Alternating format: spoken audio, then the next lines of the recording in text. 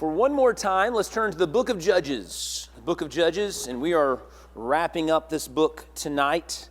I'm not going to spend a lot of time in introduction because we have several things that I would like to cover as we go to the very end of this book. And so turn to Judges and in chapter 19. Last Sunday night we did chapters 17 and 18, talking about the Canaan's cancer. And tonight, as we look at the book of Judges, we're going to talk about the new Sodom. And you'll be able to comprehend that here in just a moment. And again, I do want to, I put out the warning last week. I'll put out the warning again. The things we are about to look at are not pleasant. If we were to give these last few chapters a rating as far as the way we think about TVs and movies, this is definitely a TVMA. This is a rated R section of the book. So just beware of that as we get into it. We're not going to read the entire amount, but I do want to read chapter 19 through chapter 20 in about verse 7. And so what we'll do is I'm going to read it because the story writer here tells the story in a magnificent way. And then I'll make some small comments and we'll stop in a couple places and see if you have any comments that you would like to add also. Chapter 19, starting in verse 1. And it came to pass in those days, when there was no king in Israel, that there was a certain Levite staying in the remote mountains of Ephraim. He took for himself a concubine from Bethlehem in Judah, but his concubine played the harlot against him and went away from him to her father's house at Bethlehem in Judah. And was there 4 whole months.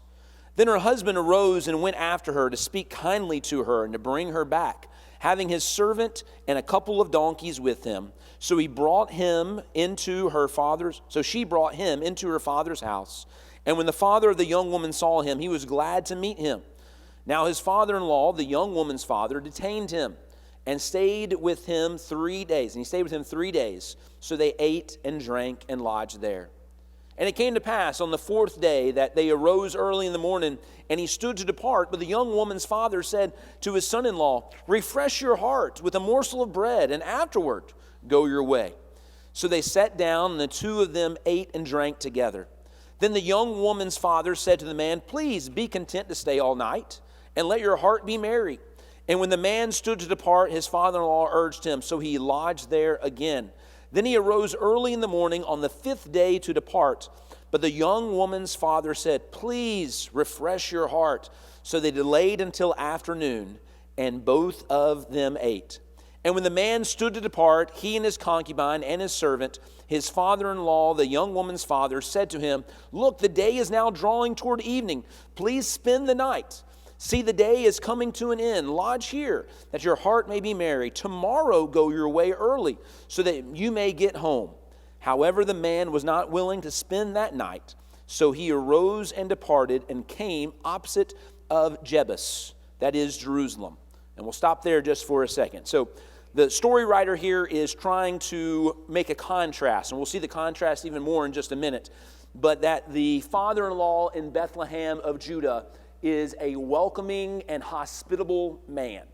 We don't know the entire story that is going on here. We don't know if the husband of the concubine, as he's trying to win her back, we don't know what happened in the story. But the point of the story we're getting so far is that the father-in-law is a kind, hospitable individual, welcoming this individual into his home and taking care of him in a magnificent way over and over and over again. He tries to get him to delay one more day, and that way he can get up early in the morning and make it all the way back home. But the guy decides not to. It's almost evening, or it's evening already, and so he's going to start his journey, and he's not going to make his journey all the way back to Ephraim at this time. Okay? Let's pick back up in verse 10 again. However, the man was not willing to spend that night, so he arose and departed and came opposite of Jebus, that is Jerusalem. With him, the 2 saddled donkeys, his concubine was also with him. And they were near Jebus, and then that day was far spent. And the servant said to the master, "Come, please, let us turn aside into the city of the Jebusites and lodge in it." But his master, this is the man, the Levite, said to him, we will not turn aside here into a city of foreigners who are not of the children of Israel. We will go on to Gibeah. So he said to his servant, come, let us draw near to one of the places and spend the night at Gibeah or in Ramah. And they passed by and went their way, and the sun went down on them near Gibeah, and belongs to Benjamin. They turned aside there to go to lodge in Gibeah, and when they had went in, he sat down in the open square of the city, for no one would take them into his house to spend the night. Notice the contrast here, all right? They had the warm hospitality there in Bethlehem of Judah. They are on their way back. The night is over. They need to find a place to stay. They go beside the Jebusite city, which is a Canaanite city, and they decide not to turn in there because they don't think that they will be welcomed there. It's a city of foreigners. They're not going to be hospitable to us because they are foreigners. They are not Israelites. Let's make sure we get to an Israelite city, and there we know we'll be taken care of. But instead, they get into the city square, and no one takes care of them. So now they are basically in the open city square trying to find somebody to bring them in. All right? Any questions, comments? We understand what's going on here so far, hopefully. Okay, we'll press on. Verse 16. Just then an old man came in from his work in the field at evening, who was also from the mountains of Ephraim. He was staying in Gibeah, whereas the men of the place were Benjamites. And when he had raised his eyes, he saw the traveler in the open square of the city. And the old man said, where are you going, and where do you come from? So he said to him, we are passing from Bethlehem in Judah toward the remote mountains of Ephraim. I am from there. I went to Bethlehem in Judah. Now I am going to the house of the Lord. But there is no one who will take me into his house. Although we have both straw and fodder for our donkeys, and bread and wine for myself, for your female servant, and for the young man who is with your servant. There is no lacking of anything. And the old man said, peace be with you. However, let all your needs be my responsibility. Only do not spend the night in the open square. So he brought him into his house and gave fodder to the donkeys, and they washed their feet, and they ate and drank. Again, we see warm hospitality, not by someone who is from that town, but instead someone who is from his hometown, if you will. So this individual is also from Ephraim. He also happens to find himself in Gibeah, and there he takes this man in. He is taking care of all of his needs that are there. Yes, sir.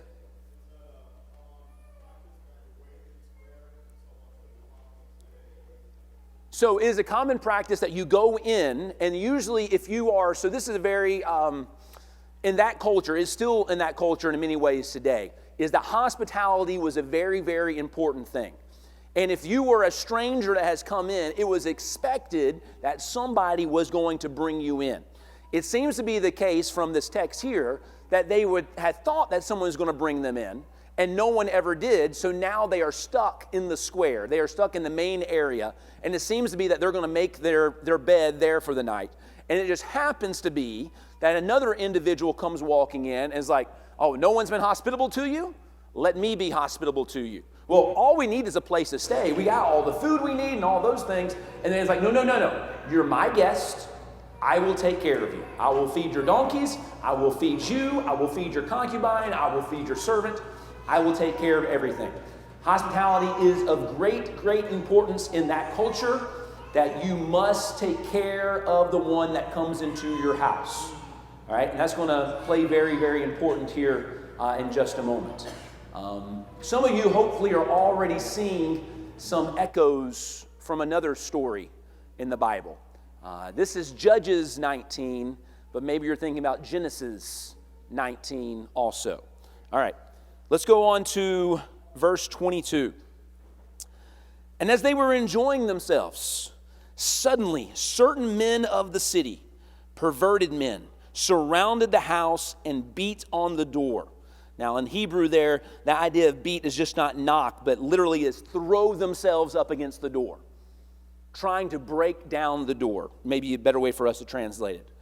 They spoke to the master of the house, the old man, saying, bring out the man who came to your house, that we may know him carnally. All right? We understand that's Bible speak, right? That basically we want to have homosexual relations with this individual. We want to welcome him to our town, if you will. And this is how we want to welcome him. So we have a group of men that are trying to beat down the door so they can get to this stranger that has come into their town. Verse 23, and this is the hospitality of this man. But the man, the master of the house, went out to them and said to them, "No, my brethren, I beg you, do not act so wickedly. Seeing this man has come into my house, do not commit this outrage." Okay, he is taking responsibility for these individuals, and he's trying to protect his guest at all costs. And notice, he's protecting the important guest, which is the man, okay? The man that has come in. We'll find out that he doesn't really care about the other guest as much. "Look, here is my virgin daughter and the man's concubine. Let me bring them out now, humble them, and do to them what you please. But to this man do not do such a vile thing." Literally, what he is saying here is, instead of taking this man, take this man's concubine, take my virgin daughter, and you can do whatever you want to with them. Just don't mess with this guy.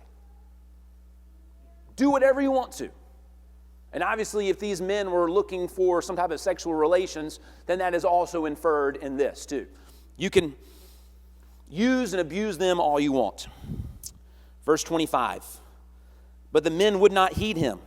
So the man took the concubine and brought her out to them, and they knew her and abused her all night until the morning. And when the day had began to break, they let her go." It's hard to believe that's like even in the text, right? And we're not talking about Canaanites. We're talking about Israelites.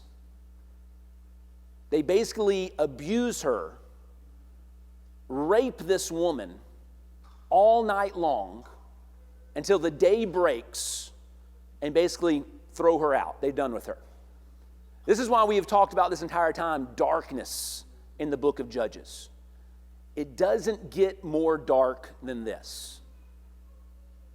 This is where they truly become, this is replaying the story of Sodom and Gomorrah. But no longer is it Sodom and Gomorrah, it is Israel that we're talking about. It is the people that have been given the Ten Commandments. It is the people who have had the presence of the Lord. It is the people who definitely know better, but now they don't even care at all. And these men who cannot have their way with another man decide to abuse and rape this woman. Verse 26. The text really slows down here to make the point. And when you read it, perhaps you can picture it. "Then the woman came as the day was dawning and fell down at the door of the man's house where her master was till it was light. When her master rose in the morning and opened the doors of the house and went out to go his way, there was his concubine fallen at the door of the house with her hands on the threshold." Do you see the picture there? Woman has been totally abused. In her last moments of life and effort, you can see her as she is beaten and bleeding and all those things as she crawls up to the door of the house where her master is staying. And you almost have the idea that she has reached out for the door, but she didn't quite make it. And now she is laid out on her hands on the threshold. She was that close, if you will, to getting help. There are so many things that run through my mind, like this guy, this Levite, right? He goes all the way from Ephraim back to Bethlehem to try to speak kindly to this woman, this concubine of his, so it seems like that he can win her back. But then he lets an entire night go by with her being abused out there and never once steps out to help her. I mean, we obviously know that the Benjamites, they're completely wrong for this. But this is a Levite. If anybody should know better, then it should have been him too. But he seems to just let it go on also. Notice the coldness of him in verse 28. "And he said to her, 'Get up, Let's go. And there was no answer. So the man lifted her on the donkey, and the man got up and went to his place. The first words should not be, get up, let's go. Are you just laying down? We got to leave. Not, are you okay? How are you doing? Anything. Just, all right, let's move. And we don't know in the story right here that the woman's dead, but we'll find out that in just a moment. But what we realize is that the woman has died. That one night in an Israelite city, instead of being in a Canaanite city, has not only led to her abuse, but also to her death.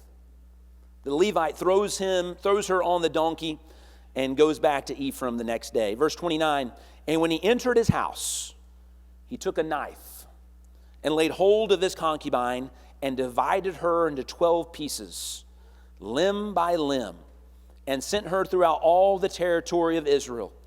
So it was that all who saw it said that no such deed has been done or seen from the day that the children of Israel came up out of the land of Egypt until this day. Consider it, confer, and speak up. What I find interesting here is what I think that the men are talking about is that no one has ever cut somebody up and sent them to us. Not necessarily thinking about the crime that had been committed. I don't know if there was a letter sent along with the body parts or whatever, but obviously this causes a stir in Israel. And it's finally they say, hey, we've got to do something about this. It'd been great if they did something long before. Whatever they do now is definitely going to be, as the adage goes, too little, too late. The crime had been done. We'll read through the first 7 verses of 20, and then we'll stop for a second. So all the children of Israel came out from Dan to Beersheba, as well as from the land of Gilead, and the congregation gathered together as one man before the Lord at Mizpah. And the leaders of the people and all the tribes of Israel presented themselves in the assembly of the people of God, 400,000 foot soldiers who drew the sword. Now the children of Benjamin heard that the children of Israel had gone up to Mizpah. And the children of Israel said, tell us, how did this wicked deed happen? So the Levite, the husband of the woman who was murdered, answered and said, my concubine and I went to Gibeah, which belongs to Benjamin, to spend the night. And the men of Gibeah rose against me and surrounded the house at night because of me. They intended to kill me, but instead they ravished my concubine so that she died. So I took hold of my concubine and cut her into pieces and sent her throughout all the territory of the inheritance of Israel, because they committed lewdness and outrage in Israel. Look, all of you children of Israel, give your advice and counsel here and now. Even what the Levite says kind of talks bad about Benjamin, but doesn't even mention himself and some of his things that he had done here too. All right. Questions, comments, anything? And before we skip a lot more of chapter 20 and go to chapter 21. Yes, Jaden. I think it's just interesting how you kind of pointed out, I don't know if it's simply because she was a concubine and not his wife, but like just a lack of sympathy overall. And it almost seems like he's just irritated. Yeah. It definitely is a lack of sympathy that this man has. I mean, obviously we don't know what is going on fully in the story, but I cannot imagine someone being so calloused as just to look at someone that obviously you supposedly love lying naked in a heap on the front doorstep, and basically, here's how I imagine it, him walking out and kind of kicking her with his foot and going, hey, get up, let's go. I mean, if you're shocked by it, that's the point, right? Is to be shocked by it. Yes, sir.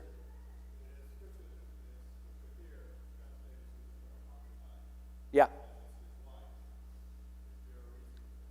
So the idea of concubine there is that it was someone who evidently was not his original wife. We don't know why it is done like this, but a lot of times the concubine and wife are used interchangeably as far as this is concerned. I believe the actual word for wife there is just woman. So a lot of times when we see the word wife, he is saying his woman. And so not his legal wife, but his concubine. But that's the best understanding that I have of that. Yes, Torrance.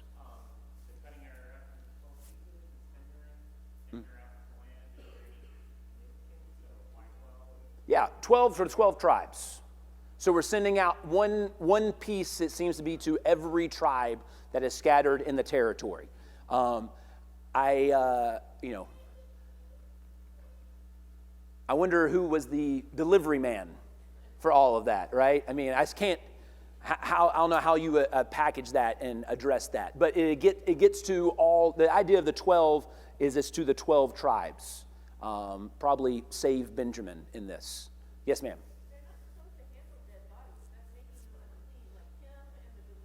Yeah. I think that the ritual purity is probably the last thing on their mind at this point. If we're not going to be concerned about homosexuality and rape, then I think we're not going to be concerned about touching a dead body. But again, that is supposed to be the shock value. If you are the head of a certain tribe and you get this package and there is this in here, that's going to be a problem. Other hand, yes, Jordan. I feel like you said, like he kicks her and another one, Yeah. It's not his first rodeo. Maybe so. I think definitely in this case is that he has very little care for her. Most individuals would care more about an animal than perhaps he is giving towards this woman, for sure. Yes, Tarsha. I'm thinking about what you said about, the packaging and how she was sent. Though to me, that verse at the very end of 19 saying that all who saw it. So Yeah. I wonder, is that, all who saw it going out, maybe saw blood dripping from, packages or whatever, or is that the people who it was delivered to that kind of had that reaction? Nothing's been done. No such deed has been done. Well, I imagine that it was taken to the town square of each town or each area. And so it was almost like, in today's vernacular, putting something out on Facebook, right? And everyone sharing it, that everyone saw it. And so that's kind of what happening here. Not necessarily the transportation of it, but everyone was aghast at what was seen of this woman and the pieces of her brought out. All right. Yeah, go. So this is bad. All right. So here's what happens next. I'm not going to read the entire part. Okay, but I do want to mention a few different things. So they all get together and they decide that they are going to attack Benjamin, the tribe of Benjamin. Benjamin cannot survive because of this. Look in chapter 20 and in verse 15. We find out, and from the cities of that time, the children of Benjamin numbered 26,000 men who drew the sword, besides the inhabitants of Gibeah, who numbered 700 select men. Among all these people were 700 select men who were left-handed. Remember, like the Ehud story. Everyone could sling a stone at a hair's breadth and not miss. So these people are going to be highly undermanned, but they do have an elite force that is with them. So we have 26,000 Benjamites. We have all the children of Israel, which is several 100,000, who are going out to fight against the Benjamites. They fight against them 3 times. The first 2 times, Israel comes up as a loser. Thousands and thousands. In fact, just look at verse 21. On that day, cut down to the ground 22,000 men of Israelites. They suffer a horrible defeat. This happens another time, and then after the second time, they go to the Lord and they're offering all these sacrifices and saying, hey, God, I thought you were going to be with us and that you were going to deliver us through this. And it's not until the third time that they're actually going to be victorious over the tribe of Benjamin. And so in looking at this, God is actually using this as judgment against both. Israel is being judged for their sin, and Benjamin is being judged for their sin also. Jump down to verse 44. And 18,000 men of Benjamin fell, and all these were men of valor, and they turned and fled in the wilderness to the rock of Rimmon, and they cut down 5,000 of them on the highways, and they pursued them relentlessly to get them, and killed 2,000 of them. So all who fled Benjamin that day were 25,000 men who drew the sword. All of these were men of valor. But 600 men turned and fled toward the wilderness to the rock of Rimmon, and they stayed at the rock of Rimmon for 4 months. So in all of these things, of the 26,000 that Benjamin started with, it seems to be that only 600 are left. Almost an entire tribe is completely wiped out after this has taken place. Okay? So that's where we'll pick up there in chapter 21, okay, in the time that we have left. Chapter 21. Now the men of Israel had sworn an oath at Mizpah, saying, "None of us shall give his daughter to Benjamin as a wife." Then the people came to the house of God and remained there before God till evening. They lifted up their voices and wept bitterly and said, "O Lord God of Israel, why has this come to pass in Israel, that today there should be one tribe missing in Israel?" And the reason why this was come to pass is because of the sin of the people. So it was, think about this for a second, okay? What happened to Sodom and Gomorrah? They're completely wiped out. How do we not think that this is going to happen to these people too, right? But they're upset that one tribe might be missing. Verse 4, so it was on the next morning that the people rose early and built an altar there and offered burnt offerings and peace offerings. And the children of Israel said, "Who is there among all the tribes of Israel who did not come up with the assembly to the Lord?" For they had made a great oath concerning anyone who had not come up to the Lord at Mizpah, saying, "He shall surely be put to death." And the children of Israel grieved for Benjamin their brother and said, "One tribe is cut off from Israel today. So what shall we do for the wives, for those who remain, seeing we have sworn by the Lord that we will not give them our daughters as wives?" Let you know what happened here. So all the people that had fought against Benjamin, they made an oath that, you know what, we're not going to let any of our daughters marry into the Benjamites. But there's something that's going to happen. All these Benjamites, these men that are still hiding out, if they don't have wives, then what else are we not going to have? Not going to have children. And if they don't have children, when all of these men die, there's going to be no more tribe of Benjamin. Okay? So they're trying to figure out how can we find wives for the tribe of Benjamin that is left. And so they asked the question, well, which one of the towns, which people did not come out and fight against Benjamin? Because whichever one did not, we made an oath that we are going to kill whoever didn't come out and fight. Okay? That's what happens there. Verse 8. And they said, what one is there from the tribes of Israel who did not come up to Mizpah to the Lord? And in fact, no one had come to the camp from Jabesh Gilead to the assembly. For when the people were counted indeed, not one of the inhabitants of Jabesh Gilead was there. So the congregation sent out there 12,000 of their most valiant men and commanded them, saying, "Go and strike the inhabitants of Jabesh Gilead with the edge of the sword, including the women and the children. And this is the thing that you should do. You shall utterly destroy every male, every woman who has known a man intimately." So they found among the inhabitants of Jabesh Gilead 400 young virgins who had not known a man intimately, and they brought them to the camp of Shiloh, which is in the land of Canaan. So they go out and they destroy this entire town except for the young women. Because what do we need the young women for? We got to have wives. We're not going to have anybody that is not a virgin because we don't want them for their wives, but we're going to kill everybody else. And he takes these wives. Verse 13, then the whole congregation sent word to the children of Benjamin who were at the rock of Rimmon and announced peace to them. So Benjamin came back at that time, and they gave them the women who they had saved alive of the women of Jabesh Gilead.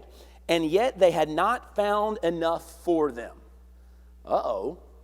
We destroyed this entire town to find women for the Benjamites, but guess what we don't have enough of? We don't have enough women. So now what are we going to do? All right, we continue on. And the people grieved for Benjamin because the Lord had made void in the tribes of Israel. When the elders of the congregation said, "What shall we do for the wives of those who remain, since the women of Benjamin have been destroyed?" And they said, there must be an inheritance for the survivors of Benjamin, that a tribe may not be destroyed from Israel. However, we cannot give them wives from our daughters, for the children of Israel have sworn an oath, saying, cursed be the one who gives a wife to Benjamin. And then they said, in fact, there is a yearly feast of the Lord in Shiloh, which is north of Bethel, on the east side of the highway that goes from Bethel to Shechem and the south of Lebanon. Therefore, they instructed the children of Benjamin, saying, go lie in wait in the vineyards and watch. And just when the daughters of Shiloh come out to perform their dances, then come out from the vineyards, and every man catch a wife for himself from the daughters of Shiloh, and then go to the land of Benjamin. Then it shall be, when the fathers of their brothers come to us to complain, that we shall say to them, be kind to them for our sakes, because we did not take a wife for them in the war. For it is not as though you have given the women to them at this time, making yourselves guilty of the oath. And the children of Benjamin did so. They took enough wives from the number from those who danced, who they caught. Then they went and returned to their inheritance, and they rebuilt the cities and dwelt in them. All right, so we couldn't find enough wives. So now, what's the best solution to find more wives? Kidnapping. That's the God thing to do, right? That's what the children of Israel, that's the best idea that they could come up with, is to go when these young women are in celebration for the Lord, to steal them, to kidnap them, to take them back and make them theirs. And then when the fathers come out and say, hey, what? That was my daughter. You say, oh, don't be so upset. It's not that as if you gave them to the Benjamites. The Benjamites took them. So you have not broken the oath. This is crazy. That's what this is. This is crazy. Last two verses, and then I'll have a couple slides just real quick. So the children of Israel departed from there at that time, every man to his tribe and family, and they went out from there, every man to his inheritance. And then almost with sadness, the last verse. In those days, there was no king in Israel, and everyone did what was right in his own eyes. What's going to be interesting is later on, the city of Gibeah that was completely destroyed, who comes from that city? The first king, by the name of Saul, comes from the tribe of Benjamin, from that very city that was completely destroyed. Two things, then we'll close in prayer. First thing, don't be so shocked by the sin that you forget yours also. You know, it's very easy for us to read this text and just be like, what in the world? I mean, this is ridiculous. And just be appalled by it, you know, grasp our pearls, if you will, be aghast. Like, how in the world could this ever happen? But it all goes back to the one simple fact that they were doing what was right in their eyes. And when you want to do what you want to do, there's nothing to stop you from doing what you want to do. And they would continue on. So something that I think that we need to remind ourselves, again, kind of like the lesson this morning, is yes, we're shocked by this sin. But don't think just because my sin is not that, but then when I do the things that I want to do in my own sight, that it's not still looked at the same by God. Right? Don't be so shocked that you don't realize your own sin too. And then the final thing that I think we can be reminded throughout this entire book of darkness is that even in all of this, God's grace is amazing. He did not need to keep these people around, but he does. It is from Israel that still he is going to bless the entire world by bringing along this Messiah, Jesus. God's grace, through all of this, his patience, his grace, his long suffering. With every page of darkness, you can always see a glimmer of light. And it's not because of the individuals in the story, it's because of God in the story. And so a reminder for all of us that no matter how dark this world gets, or no matter how dark even our own lives may get, God's grace still provides salvation. And we can see that throughout the story of Judges 2. All right. Love ending on a high note, right? As far as sets of lessons go. But I think it's important for us to look at that tonight. It's one of those things that I've never done a sermon on, or I don't think I've ever read that in front of a congregation before. But it's good for us to realize all of those things. So the point of all of this that we've been doing for the past couple months is we're going to transition into the New Testament now. And the brightness of Jesus will be so blindingly bright when you compare it to the darkness of the book of Judges. And so that's what we'll get into more of the abundant life, light, and love that we find in Christianity. Let's close with a word of prayer.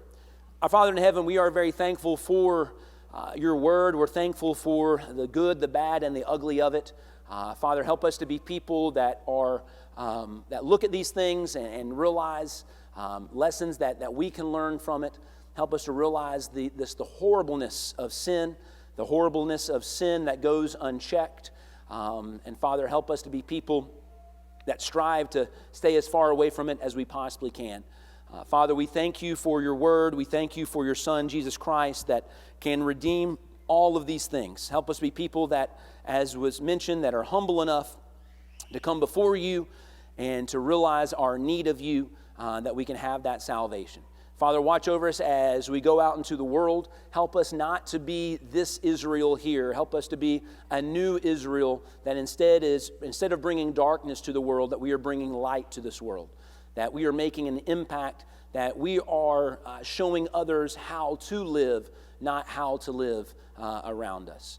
Father, we ask that you be with all those different situations that were mentioned, the prayer requests. I ask you especially be with Cheryl and her family and all the other things that are going on in so many lives of so many people in this congregation. And we just pray that we can continue to bring glory to your name in all things. It's in your Son's name we pray. Amen.